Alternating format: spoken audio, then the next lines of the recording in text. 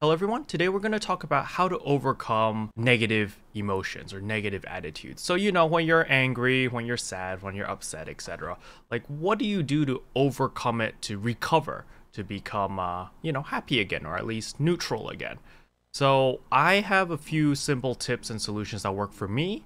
You can listen to the video, watch the video, and see if there's any that might work for you. So the first thing that I always do is I surround myself with things I love in my room or in my sphere of influence. So my room is somewhere that I can do whatever I want, and I can decorate it any way I want and just put things that I like in my room, and I can decorate it like that. So as you guys may know, there's one thing I'm very passionate about. It's anime and games. And so I have my gaming PC over here on my left, and then I have my streaming PC on my right. So two big ass monitors, and they basically represent like, oh, this is for video games and this one's for editing and recording and stuff like that. And then I also have all my figurines over here. So you can see all my figurines over here. They represent stuff, my trip to Japan, and they bring back good memories and stuff like that. And finally, another catalyst that I also have is my plushies. So, I'm 30 years old, so I'm pretty old, but I still like to collect plushies because they make me happy. Like, give me a second. Let me get my plushies and I'll show you. So like over here, I've got my Toast. This is my go-to plushie. How can you get mad? Like when you're upset or whatever, and then you've got this guy over here just smiling at you. You can't get mad at him. Even if you do get mad, it's like boom, boom, boom, boom, boom, and you beat it up and it'll be fine, right? And yeah, you just can't get mad. So, plushies have always been one of my sources of, recovering, of getting better, getting happy, stuff like that. And notice that all the plushies that I have are always smiling. Like here is my lion plushie. He's also always like, oh, what's going on? Where am I? Who are you? And they're always so cheerful and happy. Finally, over here, I also have my Diva body pillow. You see Diva is here. And it's basically because I like Diva. She's my waifu. She's nice. And Hestia as well. But today is Diva because Hestia, I don't know where Hestia went. She ran away or something. We'll find her later. But yeah, so I have my body pillows, which also make me happy. So that's tip number one. Tip number one, just surround yourself with things that you love. That's basically because when you have negative emotions and when you're upset and stuff like that, the last thing you want is to go into something that snowballs it, that makes it even worse, right? So when you have negative emotions, when you're feeling down, whatever, usually you just want to step back from the problem, just chill out, just find something that you can passively do that won't affect your attitude in a negative way, no matter how bad it gets. So two things for me on the computer that I like to do is one is play single player games. Because when you're playing a single player game, there aren't many external factors that could influence your attitude or the feeling that you have in a negative way. Play maybe Doom, because Doom is a fairly simple game. It's just you look at the enemy, you shoot them, and they die. And it's an instant dopamine thing. It's like you kill something, you feel like you've achieved something, oh, you get rewarded. And it's a very simple transaction.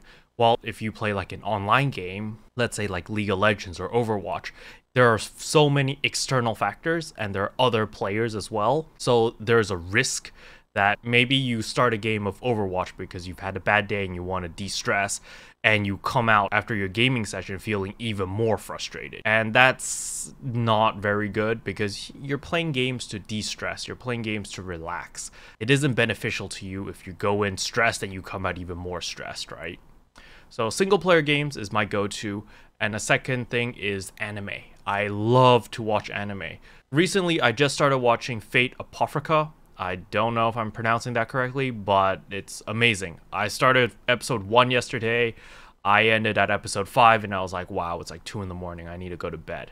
So, I love anime because it's such an easy distraction, and it's entertaining, and it's great, and like, good anime, there's so much good anime out there that you can just consume, and it's just a really nice way to relax and chill.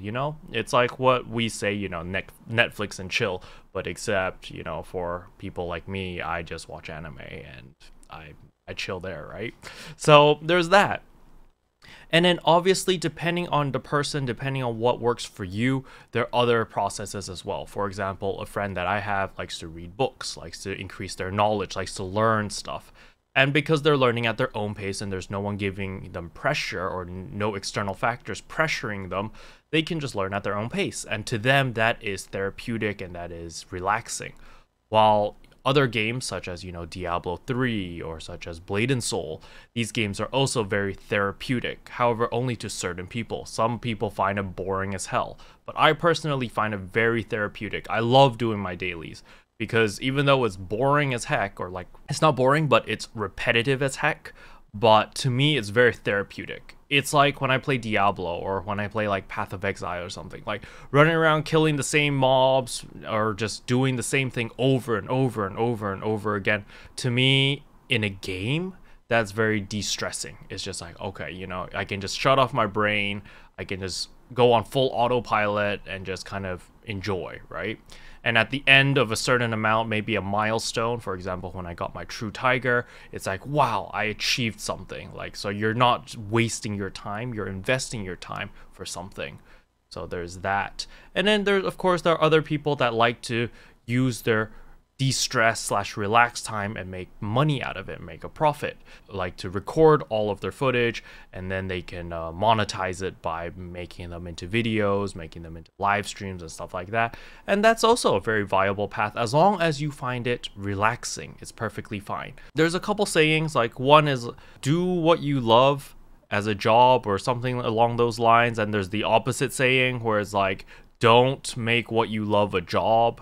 I forgot how the sayings go, but basically my point of view is if you love what you're doing, go ahead and just keep doing it, but just know that there's a fine line between de-stressing and actually because you're actually enjoying it, and having pressures thinking that, oh, my community, oh, my audience needs my content. I need to make videos for them now and stuff like that. You need to understand the fine line, and there has to be balance. It's always about balance in everything, to be honest. It's like, when you're mad, you need to cool down, but if you're happy, you don't want to indulge yourself too much. You don't want to do anything too much to the extremes.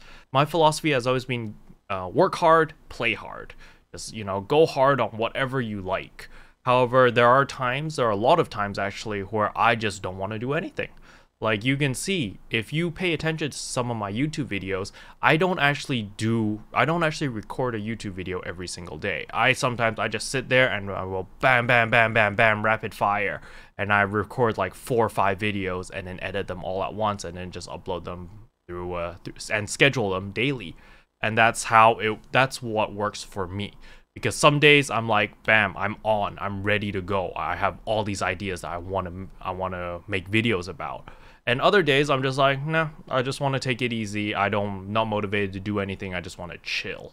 And it works for me.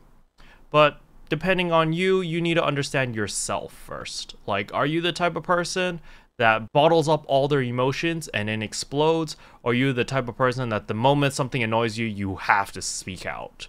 And then that determines on how you deal with your emotions, your emotional control. My emotional control is very bad. I'm terrible at emotional control. But you guys don't really see that on my videos. A lot of my friends in my guild don't see that either in game. But I do have very poor emotional control, so you're just gonna have to take my word for that, because I don't like to record myself being angry, right? That's blah. Hopefully, all this blah blah blah blah blah that I spewed out just now, hopefully there's a couple snippets of things or a couple pieces of advice that you can take and use and try to apply it on yourself, and maybe it helps. Anyway, if this video helped, I would appreciate a subscribe, and thanks for watching the video. I'll see you guys next time. Bye.